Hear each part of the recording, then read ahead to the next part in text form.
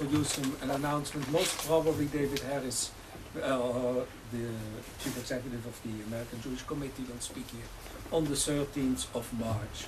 So on the American Jewish Committee and its what it does and what its challenges are.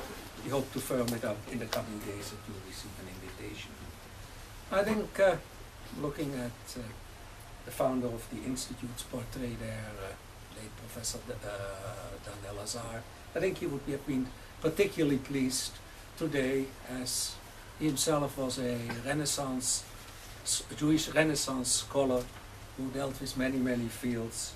He would have appreciated that we have today a lecturer who is a truly Jewish Renaissance scholar, Professor Michael Berenbaum, who of course is known as the founding project director of the United States Holocaust Memorial Museum, and was the first director of its research institute, and the former president of the Survivors of the Holocaust Visual History Foundation. But he's also, and that's why he's in Jerusalem at present, he's the executive editor of the new edition of the Encyclopaedia Judaica. That is a magnum opus, and for that you really have to be a Renaissance scholar. He's also the director of the Sigi Ziering Institute at the University of Judaism. He has written many books. I will only show you one fascinating one, which he is the editor. It's a book which discusses, after the Passion movie by Mel Gibson, the Jewish and Christian aspects of the debate. It's a very, very interesting book. So I'm particularly glad that he has been willing to address the subject we asked him, because the subject very few people in the Jewish community can address: the transformation in Jewish life and Jewish knowledge over the past 35 years. And who can do that better than the editor of the new edition of the Encyclopaedia Judaica? First of all, thank you very much. Secondly, I'm going to begin with a couple of words of modesty, as the Chazan begins with Himni Heyanim Imas. There are a series of old friends here, people who were Ben Bayit in my parents' home, the person with whom I went to Israel for the first time, barely arriving, I would say, would be the most accurate way in which we journeyed here. My father, of blessed memory, had a wonderful thing: sometimes in life, whenever you think you're smart, you're better off being lucky. I had my two greatest contributions to Jewish life came about completely by accident. And that is that I became involved with the United States Holocaust Memorial Museum because two people had jobs that they didn't want to perform, and they wanted a very young man who was willing to uproot himself on no notice, go down to Washington.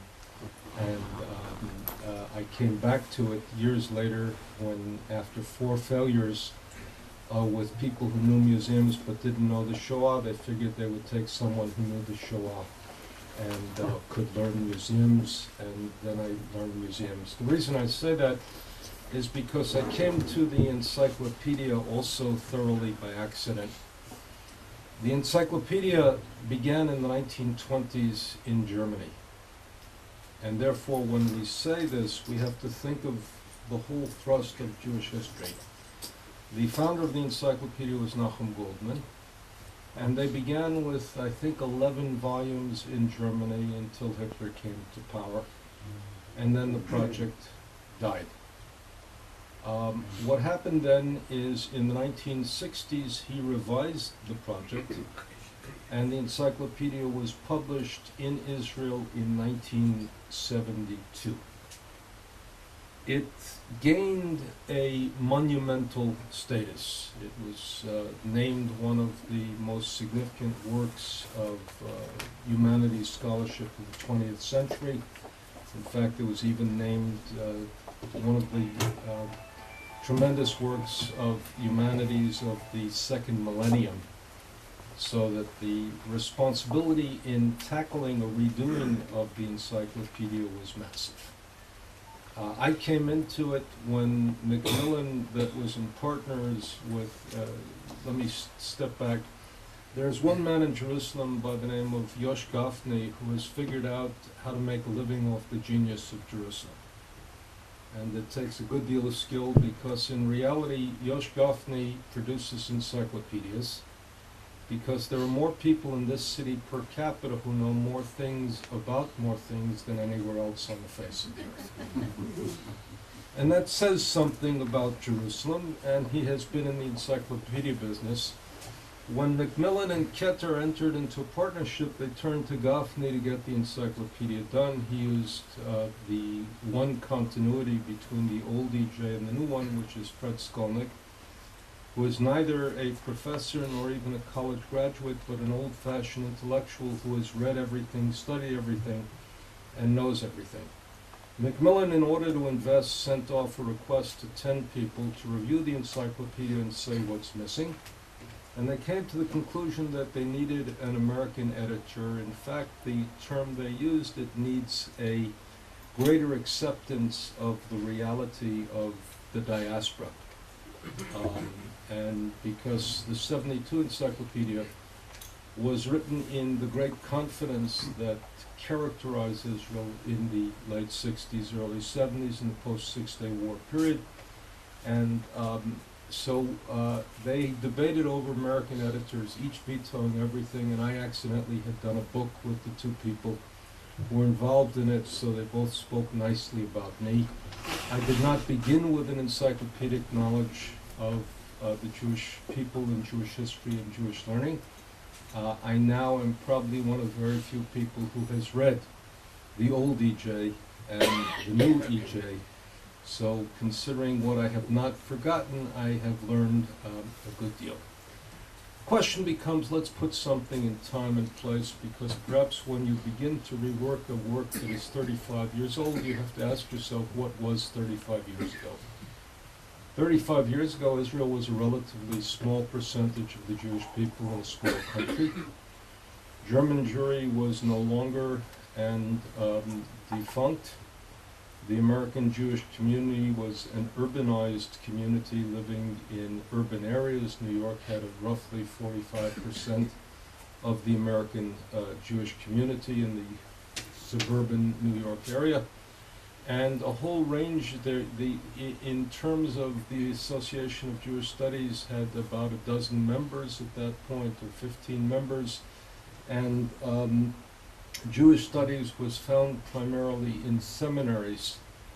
And what you had was the still last tail dominance of the generation that was trained by German Jewish learning of the 1920s and 30s, who were giving, in one sense, their last extraordinary statement. The Soviet Union was a dominant power, and all of Eastern Europe was under the Soviet bloc. Gender studies was not part of the characteristic, and Jews within the United States were still living with very significant boundaries and limitations as to what they could do. And in 1967, I studied with a sociologist by the name of Eric Rosenthal, who claimed that someday there would be a 25% intermarriage rate in the American Jewish community, and he was driven out of the Jewish community and scorned and mocked and humiliated and considered a tremendous enemy of the Jewish people because of his research, which one could say would that it were only 25% today. So I think, and remember, even Israel, the Prime Minister of Israel in '72 was Golda Meir. This was before the Yom Kippur War, before the Lebanon War I, before Intifada I, before Oslo, before Camp David, before Oslo, before Intifada II, and before Lebanon II. So you're dealing with an extraordinarily different reality, and consequently you had a generational transition. And you also had not only a generational transition, but a transition which says an awful lot about the Jewish world. One word about productivity, the last EJ, and I say this with awe and respect and fear and trembling. You have to remember the world of 72. Remember, that's before FedEx. That's before fax. That's before the internet, and that's before email. And I want you to recall this, though most of us are old enough to remember that, and for the younger people here, you know, we call that BI, before the internet, and when there was such a thing as books, and libraries and the like. And I'll talk a moment about how you position knowledge and how the different stages of knowledge today, and one of the issues involves how do publishers invest the type of sums involved in a world in which students expect everything on the internet and everything for free. And that's impacted the music industry, it's impacted the film industry, it's impacted all of the creative fields, and it dramatically impacts the nature of this investment. But to give you just an example, there were a staff of and it was before computers. So everything had to be set in type, and that also meant that the production itself took years and involved a staff in excess of 150 with 500 people working on the project in one form or another, and we were able to do it with well under 9 people, which gives you an idea of productivity. Not 9 people working on it, we had hundreds and thousands, 2,100 individual contributors working all over the world, but we were able to do it precisely because of the interconnectivity of the world and the fact that literally you can be working in the Jewish world roughly 24/7 and observing Shabbat, presumably because there is a place on the earth where Jews are working on Jewish things, which is no longer Shabbat, not yet Shabbat, and whatever have you, and one can literally work all around the globe. First contribution was a monumental contribution. When you take apart, you have to be careful to preserve, and you have to be careful to improve and not destroy. And consequently, if I began with awe before my predecessors, only by undergoing this process do you understand what is required in order to do this. What did we do? In certain areas, we left the major essay untouched. After all, who's going to destroy what Gershon Shalom wrote? But then we had since Shalom, and Moshe Idel very comfortably filled in since Shalom, but didn't touch Shalom. And that was done in a sphere of, in a whole range of areas from beginning to end. Interestingly enough, we discovered that since Selo Baron, nobody has done a very good economic history of the Jewish people. And the reality is that you could have somebody play around with it, and I use play not pejoratively but descriptively, play around with it and add it, but nobody has done the type of work that Baron had done on this. And consequently, you didn't get the same types of things. Israel occupies a central position in the encyclopedia. In the encyclopedia, words are like real estate, meaning it's location, location, location, size. And Israel occupies an entire volume, 600,000 words to begin with, and then echoes throughout. It is center and important, but we had to move in a variety of different ways to adjust to different audiences. We had a, for want of a better term, and I know this is controversial in the United States, an affirmative action program to include women, but to include women not for the sake of including women, but for the sake of completing the experience of the Jews. Let's take one simple example. The essay on mikveh was all that men had written about mikveh and the halachot of mikveh and the requirements of mikveh, but never spoke about the experience of a woman going into mikveh and what it represented.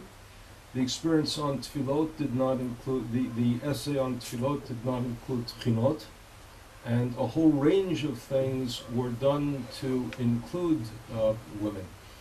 We also, if the last encyclopedia was the product of German Jewry in all of its iterations and in all of its different movements, this encyclopedia shows something dramatically has happened, and to use Tom Friedman's words, the world is flat. What you have is you have primarily American and Israeli scholars, but American scholars who have almost uniformly studied in Israel, and Israeli scholars who have almost uniformly studied and or taught and or worked and absolutely published in the United States, which means that in very many respects you have people who have read each other's works, spoken at each other's conference, been in each other's presence, and been in this cross-fertilization type of field and taught at universities all over the place. We also used in typical American fashion, we did not give sole and final authority to historians. And that is that we also had people who wrote from the perspective of psychology and sociology of literature. And we tried to do one other thing, which is, and this was a debate all the way through, as to what is an appropriate level, which also one of the people who taught me about encyclopedias said to me. He said, encyclopedias contain many things that are important, and usually an awful lot that is important, but try every once in a while to also make it interesting. And the question became not only how do you make it interesting, but also how do you translate what was assumed knowledge a generation ago and is not assumed knowledge now. Let me give you three very cute examples and then talk about developments of field. There was an entry on a man, and I'm looking at my friend Vic Geller because he lived right near there before he made Aliyah. There was an entry on a man called Samuel Lefrak, who was the creator of Lefrak City, and who was really involved in the creation of middle-class housing for the American Jewish community as it was moving from the first areas of settlement, or even the second areas of settlement, moving into the middle class in the post-war era. That's something that Victor knows intuitively, could tell you all about instinctively, but something that my children know nothing about and couldn't imagine why that would be of any importance. In the same way, for example, Ben Zion Boxer, you have a notation on Ben Zion Boxer, who is the rabbi at the Forest Hills Jewish Center, who supported the creation of lower class housing in Queens, much to the astonishment and anger of his community, something that unless you put in an extra 2 sentences, and not more than 2 sentences, nobody would understand of the younger generation, and is part and pivotal to understanding precisely where the American Jewish community was in the 1960s, in the urban, in the era of urban tensions, in the struggles between the African American, then the black, then called the black, and the Jewish community. And you had to begin to explain a range of these things with a brevity of words, but do it in such a way. One cute example comes in, which is an 1840 Supreme Court decision of the state of Pennsylvania. And I think I'm looking at Dan Elazar because Dan would have enjoyed this.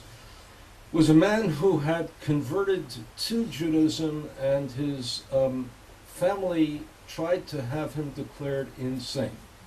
He had not only converted to Judaism, but had even moved to then Palestine, and had gone from a Christian missionary to an observant Jew. And the decision of Pennsylvania Supreme Court, which was a dramatically interesting decision for freedom, but it was totally missed unless you understood it, was that the man may be crazy, but his religious practice may not be evidence of that.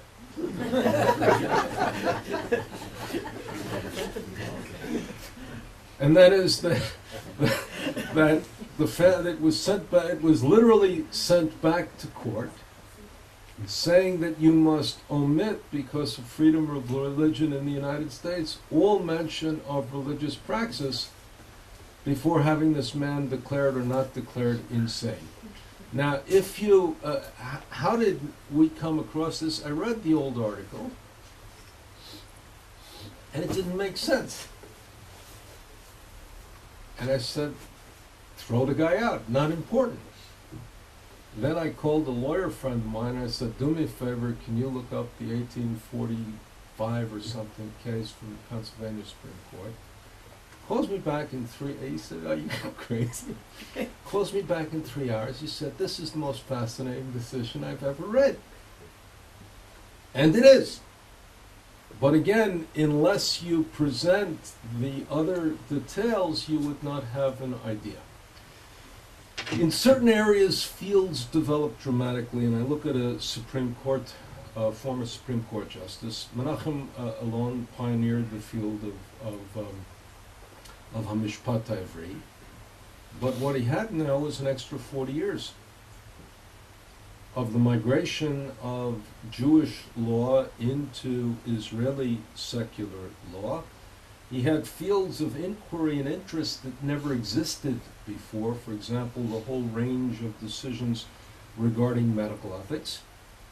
And he had 40 years of precedent. If Israel in 1972 was 25 years old, Israel today is more than double that, and consequently the work of the Supreme Court has continued. And there's a whole range of issues that have migrated that then demanded a rewriting. Luckily, the original writer is still alive and vibrant, and consequently he was able to redo it. Again, if you look and you read the two essays side by side, you will have a fabulously interesting study in what the evolution has been literally in all of our lifetimes in this country, and the dramatic transformation of secular Israeli law and the application of Jewish religious law to secular Israeli law in all sorts of fascinating ways. And what I would advise people to do some point when they have an extra several hours is to read the two side by side, because it tells you an awful lot of where we go. I'm looking at Dan Elazar. Let me talk a little bit about the developments in the American Jewish community. Dan Elazar, in his original work, said that boundaries were getting confused in American Jewish life. If he intuited that years ago, anybody studying American Jewry now has to look at the fact that boundaries have gotten dramatically mixed up, and we show that in ways large and small. Let's give a very simple example in Orthodoxy of the Art Scroll. The Art Scroll essentially is American design, American technology, which brings to the Haredi community English, which presumes that the lingua franca, the language of the community, is English, and presents all of the traditional text in all sorts of ways in the English language in a way that is visually compelling, designed by the higher standards of design today. That says something about American Orthodoxy, and it says something about the Haredi community that you would normally assume is most resistant to change. It also means that in entries you have to discuss, for example, the existence of Lakewood and the existence of Kiryat Yoel, or forgive me, Kiryas Yoel.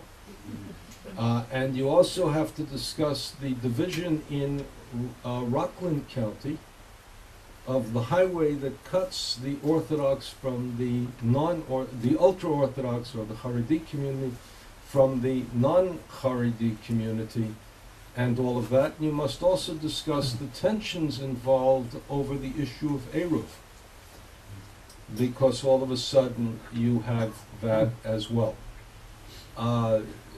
Because Haaretz did a bad job of it, let me just say, we had a very interesting question of how do you present the phenomenon of homosexuality once you go beyond what the traditional teachings of the community are. Do you speak, for example, of the existence of a service in New York that the Jacob Javits Center that draws 6,000 people on Rosh Hashanah and Yom Kippur, and therefore has to be a phenomenon or must be considered a phenomenon because that is the largest single Jewish service in the world over the High Holy Days.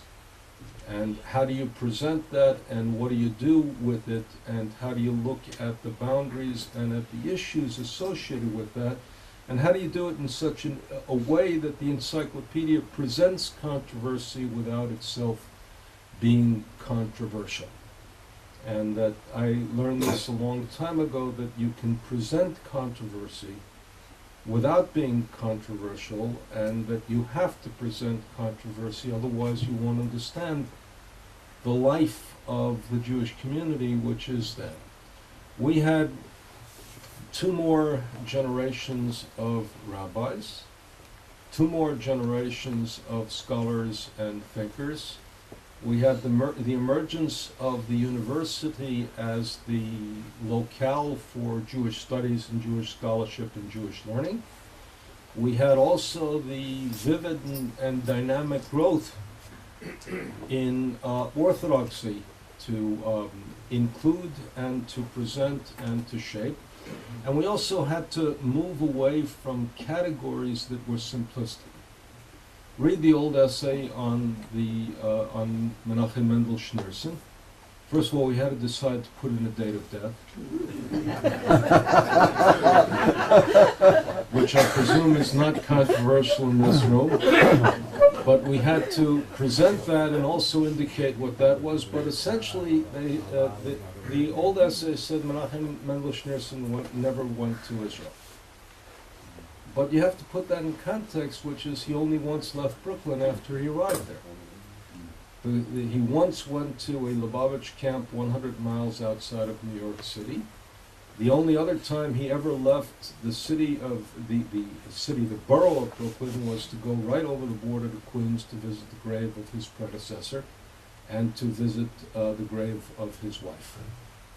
So if you put that there, then the fact that he didn't come, and everybody came to visit him instead of him visiting anyone, from presidents of the state of Israel to prime ministers to princes and kings and whatever have you. And once you put that in a context, you also have to put it in context to what he said on the eve of the Iraq, the first Iraq War, about what would happen to Israel, and also the fact that he encouraged his disciples, his Hasidim, to come here, and all sorts of that. So it's less of a categorical portrait of this, that, or the other thing, and a much broader and generalized portrait. Talmudic scholarship has clearly been influenced by the work of Jacob Neusner, and also by the transformation between a generation of historians that essentially looked at the Talmud and tried to discover the historical kernel that was within the Talmudic descriptions, and tried to come forth with whatever history they could discover from it, and move from that to someone who is looking at the evolution of interpretation, which is a very different perspective on the